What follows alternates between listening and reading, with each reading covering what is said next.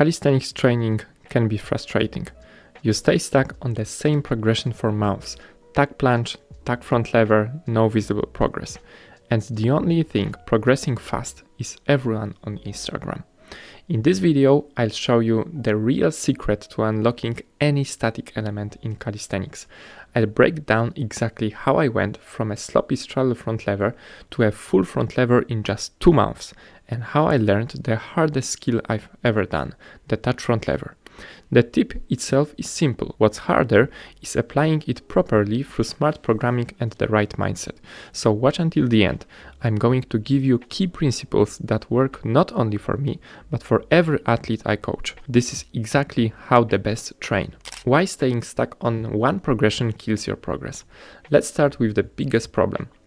Sticking to one progression forever because the internet said so. You've probably heard advice like, to move from one leg front lever to straddle, you need to hold the earlier progression for 20 to 30 seconds. This advice is flat out wrong and honestly limits you more than it helps.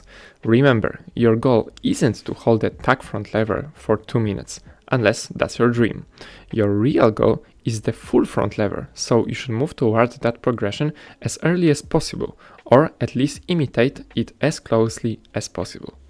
The next common mistake, chasing perfect form at all costs.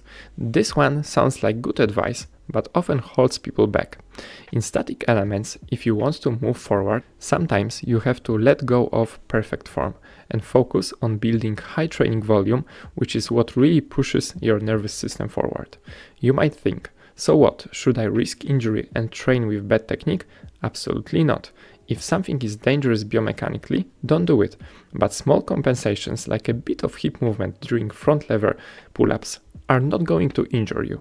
And something that slight cheat is exactly what allows you to break through a plateau. But here's the key, you must be aware of your mistakes and consciously fix them over time. If your plunge isn't perfect, hip slightly off, pelvis not ideal, scapula a bit messy, it's fine. As long as every session you are trying to refine those details, you can train the element in non-perfect form. The key is awareness and continuous refinement, not perfect execution from day one. Now for the most important tip, the one that changes everything. This one is literally allowed me to unlock the iron cross in just 2 months. Again, the form wasn't perfect yet, but the progress was shockingly fast. The secret? Resistance bands. Why are resistance bands the key to unlocking any static element? Because in calisthenics, the main battle is nervous system adaptation, teaching your body the exact position and motor pattern of the skill. Holding a tuck plunge has almost nothing to do with holding a straddle plunge. In straddle, you lean forward more, the body is straight, legs extended, pelvis opened, and the abs stretched. Everything changes. So performing the actual skill with band assistance is one of the most effective ways to train it. You are adapting the muscles, the joints, and most importantly, your nervous system to the exact position you want to achieve without assistance. Bands let you train the real movement even before you are strong enough to do it properly. I once heard a pro athlete say he would hold a Victorian cross with bands for up to a minute just to get his body used to the position. The same principle applies to front lever, back lever, iron cross, pretty much every static element. Other accessory exercises that help. For front lever, for example, you can use front lever rises, which are often easier than negatives. And every version, negatives, rises, presses, can be done with band assistance to build technique while adding volume. How to combine band work with your regular training.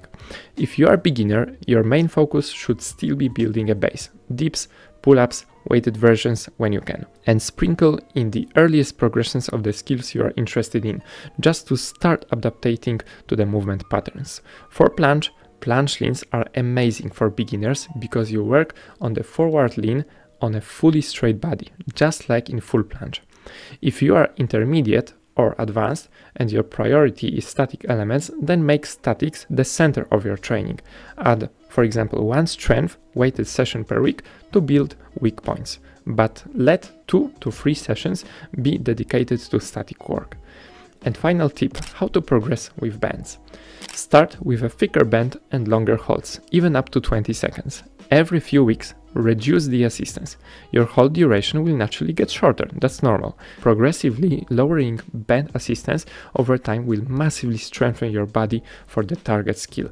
After a full cycle, you might even unlock the skill, depending on recovery, genetics, and how your nervous system responds to this training style.